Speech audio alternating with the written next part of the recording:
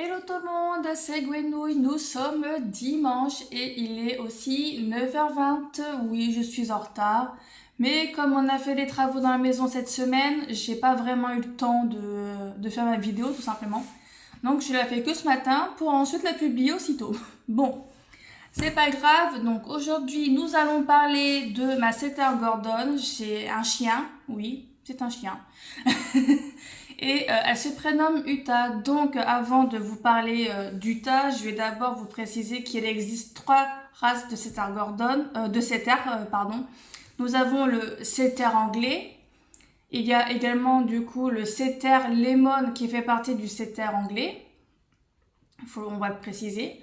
Nous avons le setter irlandais qui est roux. Et nous avons le setter Gordon. Comme vous pouvez voir, c'est un chien noir et feu. Mais il faut préciser également, parce que je ne sais pas si vous le saviez, le setter Gordon est un setter écossais. Voilà, je voulais juste vous le préciser parce que setter anglais ça porte son nom, setter irlandais ça porte également son nom, mais le setter Gordon on ne l'appelle pas communément setter écossais. Pourquoi? J'en sais absolument rien. Je ne me suis pas renseignée, enfin voilà. Que oui, Utah, comment vous dire? Elle est magnifique. De toute façon, vous allez la voir plusieurs fois sur les photos, hein. Elle est magnifique. Elle n'a qu'un an et demi pour le moment. Et ça fait donc du coup un an et demi que nous l'avons aussi à la maison. Elle est née le 28 avril et nous sommes allés la chercher le 29 juin 2023. Donc oui, ça fait déjà un an et demi qu'elle est à la maison. Et le jour que je l'ai rencontrée, je me suis dit, oh, elle est belle. Elle était tellement mignonne. Enfin, moi, au départ, je voulais pas setter Gordon, moi, je voulais plutôt un berger australien, en fait. Donc, vous voyez, c'est carrément deux salles, deux ambiances. Hein, un chien de chasse et puis un chien de famille, comme on dit. Et non, mais du coup, mon conjoint a choisi setter Gordon et en vrai, c'est sans regret. Mis à part le fait qu'elle soit très têtue, parce que quand elle ne veut pas quelque chose, elle le veut pas. Et quand elle veut quelque chose, elle le veut. Et elle sait le faire entendre en fait quand elle le veut, parce que déjà, mademoiselle est réglée comme une horloge. Elle mange entre 7h et 7h30 du matin. Donc, dépassé 7h30, elle râle pour manger. De 1. De 2. Elle a son Dentastix entre 14h et 14h30. Donc, si elle a après 14h30, c'est clair qu'elle me saute dessus, elle me mordit, elle me griffe, elle aboie, elle râle. Donc, tu te dis, quand même, il faut vraiment être à l'heure, en fait, vous voyez, pour son Dentastix. Ensuite, elle a son goûter, parce que oui, comme tous les enfants, elle a un petit goûter tous les après-midi. Elle a son goûter entre 16h et 16h30. Et du coup, c'est 2 biscuits. Tu lui donnes qu'un biscuit, elle va te faire la réflexion. Mais genre, elle va rester au tiroir où on range ses biscuits, ses croquettes et tout ça, là. Et elle va râler pour avoir son deuxième biscuit. Vous voyez? Et tu dis, mais elle est quand même intelligente parce que vraiment, si elle en a qu'un au lieu de deux, elle râle. Si on ne lui donne pas à l'heure, elle râle. Son repas du soir, c'est pareil, c'est entre 20h et 20h30. Ça l'a pas dans cette tranche horaire, elle râle aussi. Et tu dis, ouais. Tu dis, c'est vraiment un enfant parce que elle sait s'exprimer. Elle sait ce qu'elle veut, elle sait démontrer ce qu'elle veut. Et du coup, t'es un peu coincé. Donc nous, on a toujours une tranche horaire, un intervalle d'une demi-heure en fait. Parce que si on le donne tous les jours à pile 20h, ou pile 7h, pile 14h, pile 16h, sinon on n'a pas vraiment le temps, elle va vraiment râler. En gros, elle va faire chier son monde plus familièrement. Il y en a qui font vraiment pile à l'heure. Mais nous, comme on a souvent des imprévus, ou on est toujours occupé dans la maison, ou on travaille, ça fait qu'on a un peu de mal à respecter vraiment le pile 20h. C'est pour ça qu'on a vraiment donné un intervalle de 30 minutes pour que ce soit plus simple pour nous, et puis que ça ne la dérange pas autant, en fait, vous voyez. Une fois, elle a donné à manger à 23h30 parce qu'on était invité chez des amis. Et du coup, elle a mangé tard. Et bah, après, c'était un petit peu compliqué, comme après, comme elle va faire sa commission dehors après avoir mangé, et qu'ensuite elle va se coucher à minuit. Enfin, ça fait un peu compliqué, ça fait un peu juste en fait pour sa digestion. Parce que sinon la nuit, bah, c'est justement cette nuit-là, elle avait pleuré toute la nuit parce qu'elle voulait aller aux toilettes, quoi. Parce que bah, du coup, il n'y avait pas vraiment assez de temps entre sa gamelle et son popo du soir, en fait, vous voyez. Parce que quand on lui donne à manger, bah, du coup, entre 20h et 20h30, elle va dehors à 21h, jusqu'à 21h15, à peu près à 5 quarts d'heure dehors. Ça, c'est l'hiver, hein, parce que l'été, elle est dehors d'une journée entière, elle ne veut jamais rentrer. Donc, voilà. Et voilà, donc, et ensuite, elle retourne dehors à 23h, 23h30, bah, juste avant qu'on aille se coucher, en fait. Et ensuite, bah, là, c'est pipi, caca, enfin, voilà, quoi. Ensuite, elle est très joueuse aussi, mais très très très joueuse, hein, au point où, enfin, tu regardes la télé dans ton canapé, elle monte sur ton canapé, elle va rester assise comme ça devant toi. Donc du coup, soit elle va te fixer, soit elle va chouiner, ou bien elle va juste carrément prendre ta main avec sa gueule et puis elle va jouer comme ça en fait. Enfin, elle va jouer tout seul avec ta main, tu sais.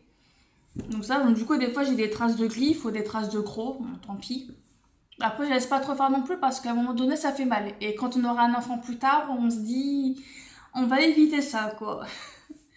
Et bon, voilà, et du coup, oui, après, elle a plein de jouets, hein, c'est logique, parce que bah, elle a toujours hein, quelque chose, hein, quand on part ou quoi, elle a toujours quelque chose.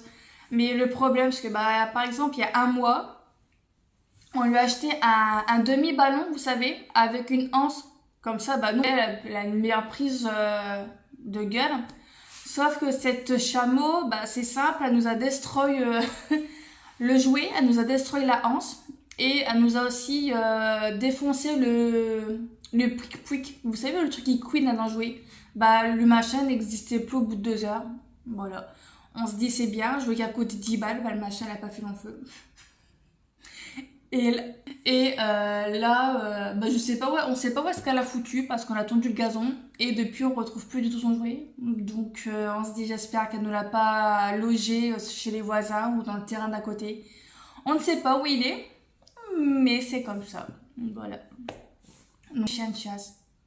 Ouais. Je... Ça me dépite un petit peu parce que j'ai un souvenir, ça m'a traumatisée. Je rentrais du taf et bon, du coup, mon conjoint est encore au boulot, sinon c'est pas drôle. Et au départ, elle était dehors. Du coup, bah, moi, je la regardais dehors, je me foutais en fait, vous voyez. Et là, je l'entends, mais genre, aboyer, puis j'entends une poule, enfin une poule faisane, en train de beugler. Je dis, mais merde, qu'est-ce qui se passe? Donc, moi, je vais dans la cour, j'avance au bout du terrain, et là, qu'est-ce que je vois? Je la vois choper une poule. Mais genre, elle l'avait vraiment chopé par le cul, en fait. Vous voyez, par les longues plumes, là. Elle lui a déplumé le croupion. Et bah après, elle s'amusait avec dans la cour. Mais genre, elle a jeté de tous les côtés, en fait, vous voyez. Je suis mais putain, mais du coup, moi, comme une meuf qui panique, quoi, je gueulais, Uta, Uta, Uta, lâche-la, mais vraiment, j'étais en panique totale, mais en panique, vous n'imaginez même pas à quel point je tremblais, quoi. J'étais comme ça, quoi, je balisais ma race. Et, et je fais, mais Uta, lâche-la. Et elle, bah, voulait pas la lâcher, sauf que du coup, j'ai dû intervenir, j'ai dû la prendre par son col, en fait, parce que ça fait pas mal au chien, c'est élastique. Je la prends comme ça par son col, je la décale sur le côté, et du coup, je vois la poule agoniser. Et j'aime pas voir les animaux souffrir, enfin, vous allez prendre pour une grosse fragile ou quoi, mais de toute façon, je suis sûre, je suis pas la seule.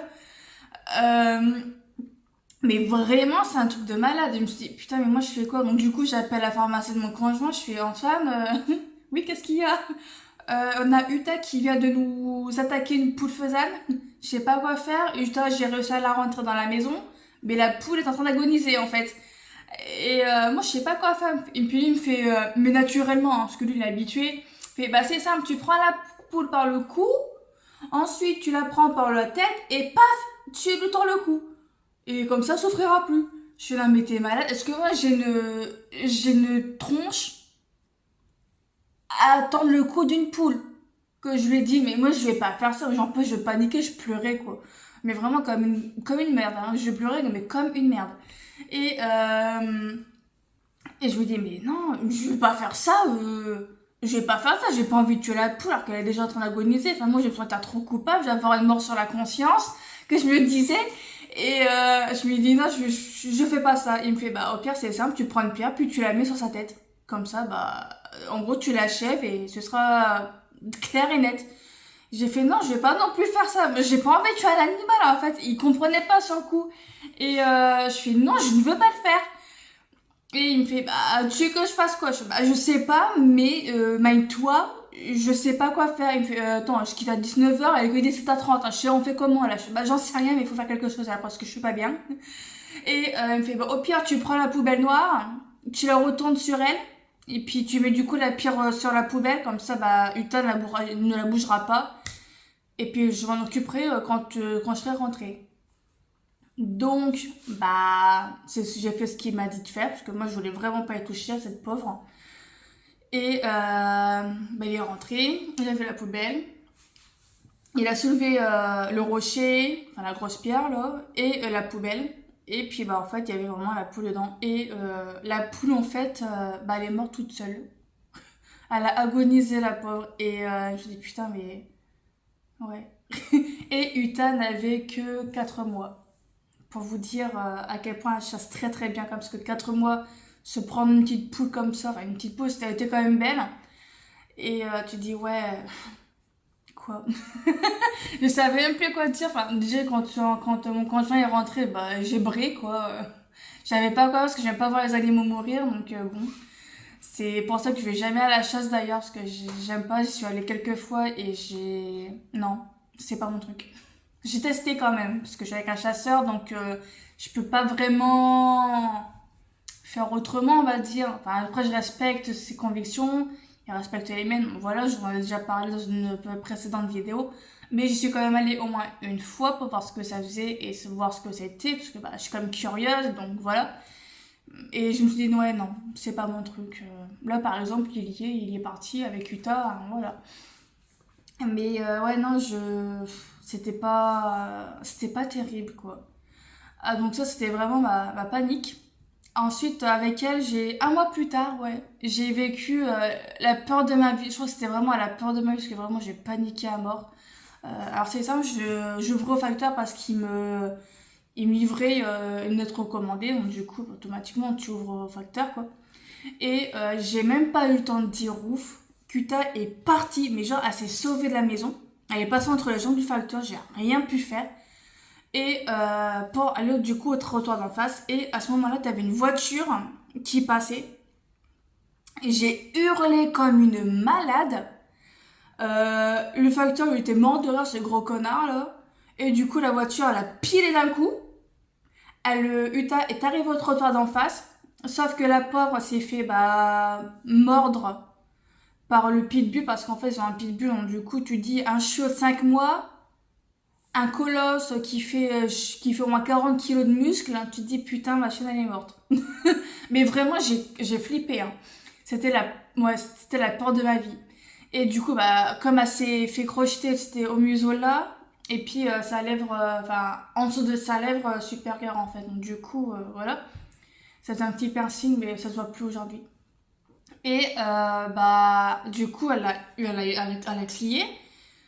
Elle est tout de suite venue vers moi en courant, sauf qu'à ce moment-là, t'avais une autre voiture qui passait, mais à toute vitesse, parce que devant chez moi, en fait, c'est une rue principale. Donc du coup, il y a beaucoup de passages, c'est une ligne droite, et même si c'est limité à 30, les gens débarquent à 50-60 en fait. Donc pour vous dire à quel point c'était très très très juste. Et là, j'ai hurlé, mais comme une dingue, je suis rentrée chez moi, j'avais plus de voix après. Elle a pilé. Uta était recroquevillée sur elle, mais genre vraiment, elle a vraiment flippé. Donc du coup, j'ai fait ça au mec à la voiture, genre 2 secondes. Donc du coup, je récupère Uta. Le mec, il est reparti, quoi. Puis il m'a fait signe en mode pas de soucis. Donc voilà, et du coup, j'ai rentré Uta. J'ai pris la lettre au facteur, mais je lui ai claqué la porte au nez.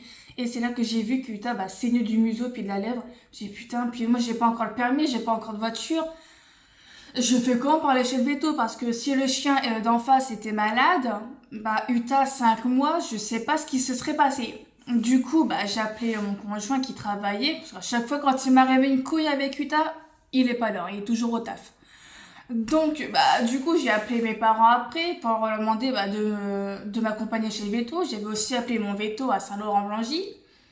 Et fait bah pas de soucis parce que maintenant on va voir ce qui se passe. Du coup bah on est allé tout ça et bah, au final c'était pas trop grave mais j'ai quand même bien fait d'aller chez le veto parce que si le chien était pas vacciné, même s'il a notre lait, voilà quoi, j'avais vraiment peur quand même de ça.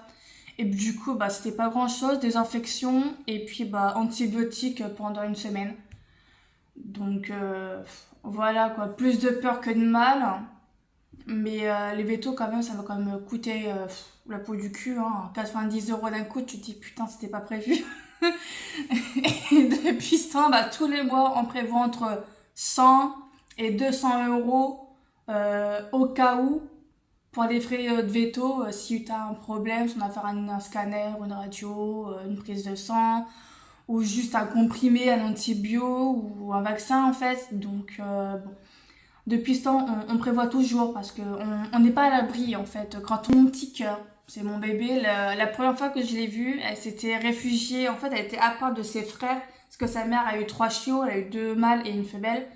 Donc nous, on a pris la femelle. Et en fait, à un moment, elle s'est recroquevillée dans les hautes herbes. Et avec une petite tête, mais vraiment mignonne, tu sais, en mode coucou. Et du coup, je l'ai appelée la petite aventure parce qu'elle était vraiment petite en fait par rapport aux herbes et c'était drôle. De toute façon, et non, vraiment, c'était trop mignon. Mais vraiment beaucoup d'émotions le jour que je l'ai rencontrée et le jour qu'on est allé la chercher aussi chez l'éleveur. C'était quand même quelque chose parce qu'elle avait jamais pris la voiture de ce fait et nous on avait à peu près une heure et demie de route. Et là, c'était un enfer. Parce qu'on n'avait pas encore prévu sa caisse de transport, parce qu'on ne savait pas vraiment à quel moment on pouvait la chercher, donc voilà. Du coup, ça fait que je l'ai prise avec moi dans la voiture, mais derrière, parce que je voulais pas qu'elle gêne mon conjoint en train de conduire, normal par sécurité, mais elle braillait, mais je suis rentrée chez moi, j'avais une migraine quoi. En plus, j'étais aphone, donc pour lui parler, c'était pas. Ça servait à rien, quoi. J'étais limite en train de. Je suis dit comme ça, tu vois. Moi, c'est sûr, certains entendent que dalle. Bah, elle, c'était pareil. Elle entendait rien du tout. Donc, voilà. Tu te dis, ça sert à rien de gueuler parce que bah, j'ai pas de voix. Mon conjoint, bah, c'est pareil. Du coup, on avait mis une comptine. Vous savez, les petites musiques pour enfants, là, au clair de la lune, mon ami Pierrot. Fait dodo au cola montier, voilà, mais vraiment on avait mis des trucs comme ça à la con pour essayer de la calmer, l'apaiser, la mettre en confiance, etc. quoi. Et, euh, et en fait non ça marchait pas, elle grimpait en fait sur merde, la portière, tu sais, le rebord, enfin le coudoir au niveau de la fenêtre, tu sais, du carreau. Euh, Elle se mettait là et elle pleurait, elle chouinait, elle aboyait. J'avais beau la prendre dans mes bras et puis la bercer comme un bébé, quoi. En plus, elle avait comme pris son petit jouet au cas où. Et des serviettes parce que bah, si elle faisait pipi dans la voiture, on était mal. Et du coup, non, ça marchait pas. Et j'avais qu'une hâte, c'est qu'on soit arrivé, c'est qu'on arrive à la maison parce que je me suis dit comme ça pour être à la maison, elle sera bien.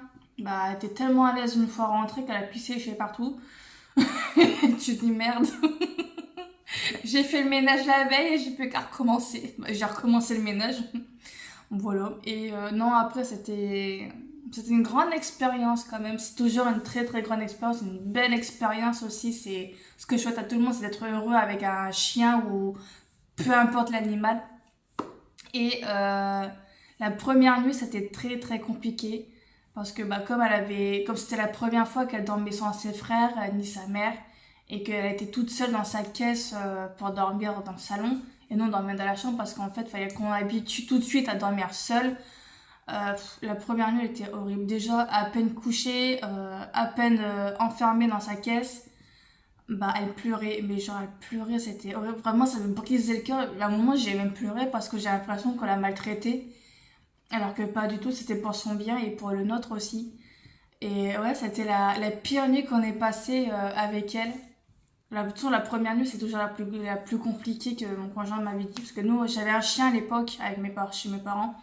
Et en fait, elle a tout de suite dormi avec nous. Donc, j'avais jamais vécu ça. Et c'était vraiment... ouais, c'était atroce quand même. Ça me faisait trop mal au cœur. Et pendant un bon 2 mois, les nuits étaient horribles. À nous réveiller à 3 heures du matin, puis ensuite à 4 heures, puis à 5 heures. Le plus tôt que je me suis levée pour Ruta, c'était 4 heures du matin. En fait, elle avait fait caca et pipi partout dans sa caisse, parce que bah, du coup, quand t'es jeune, bah, tu contrôles pas encore ton sphincter. Donc, bah, du coup, ça se relâchait tout seul, hein. Voilà, un distributeur à caca. Et bah, de ce fait, bah, je me suis levée, j'ai mis sa caisse dehors parce que ça puait dans la maison. Je voulais pas non plus le mettre dans la salle de bain, donc j'ai tout mis dehors. Et puis bah, de ce fait, j'ai quand même lavé son petit cucu parce qu'il y en avait partout. Et bah, après, j'ai déplié le canapé. Et puis bah, du coup, on a dormi tous les trois dans le canapé en fait. Et puis il était 4 heures. Et là, c'était vraiment compliqué parce que j'ai des problèmes cervicaux. Donc, bah, ça fait que j'avais très mal au cou, j'avais mal au dos. Enfin, c'était une horreur. Mais c'était trop mignon aussi parce que t'es vraiment une petite crotte, tu sais, que tu mets dans une boîte à chaussures. Enfin, en rentrant dans une boîte à chaussures à l'époque, tu te dis waouh, aujourd'hui la boîte à chaussures, elle est déglinguée quoi. Donc, mais ouais, c'était une très très belle expérience. Ouais. Vraiment, je souhaite à tout le monde que vous ayez un Gordon ou non, hein, peu importe la race. C'est vraiment quelque chose à vivre si vous ne l'avez pas encore vécu. Là, je vais vous inciter à avoir un chien, ceux qui n'en ont pas. Ayez un chien, ayez un chien. Mais par contre, je vous préviens, les frais vétos, ça coûte cher. Faut trouver des lieux de vacances qui acceptent les chiens parce que à partir du moment où tu as un chien, tu le prends avec toi. Voilà, sauf si tu pars à l'étranger, que c'est un peu plus compliqué. Donc voilà, là tu peux mettre en pension, tu peux le confier à ta famille. C'est ce qui se passera pour nous quand on voyagera à l'étranger bien plus tard, hein, pas maintenant, parce qu'on n'a pas le temps et on ne peut pas non plus toujours partir à l'étranger. Voilà, mais ouais, vraiment ayez un chien dans votre vie, ça amène du baume au cœur. Quand ça va pas, le chien le sait, quand ça va pas, Uta le sait, elle vient vers nous, enfin, quand c'est moi ou quand c'est mon conjoint. Elle vient, nous fait des petits bisous dans le cou, elle nous mordit un petit peu les oreilles en mode ça va aller. Puis toujours une petite patte sur la cuisse. Et la dernière fois, elle a mis sa patte sur l'épaule, tu sais, en mode ça va aller, je suis avec toi, tu vois. Et ça, c'était mignon, du coup, je lui ai fait un câlin. C'était drôle. Mais oui, c'est beau. Ouais, c'est beau. En fait, j'en parle tellement avec amour, c'est dingue. À quel point je l'aime, cette chienne. Même si parfois elle me saoule. En voiture encore, des fois elle dit rien, donc ça c'est cool. Et comme là je suis en gros, j'apprends à conduire, je passe mon permis dans un motopile. Et tu dis ouais c'est cool tout ça, mais des fois sur la route quand t'as besoin de te concentrer et que tu dois conduire par exemple pendant 1 heure et demie, 2 heures, et qu'elle braille encore dans sa caisse alors qu'on lui a mis de pchit, c'est quoi son truc là? En gros, c'est pour relaxer les chiens en transport, etc. Je sais plus trop ce que c'est. Et ça marche, hein. Mais à un moment donné, bah, faut mettre un coup de pchit parce que bah, ça. Enfin voilà, après ça fait plus effet. Ensuite, bah, c'est un peu une pisseuse, donc elle veut faire pipi toutes les heures. Donc quand on conduit 1 heure et demie, bah, c'est sûrement ce qui arrive, quoi. Parce qu'une fois qu'on la sort de la voiture, c'est la grande flaque, hein. C'est le tsunami, le bordel. Donc voilà. Et non, voilà, je crois que c'est comme ça qu'on va finir la vidéo sur la touche finale.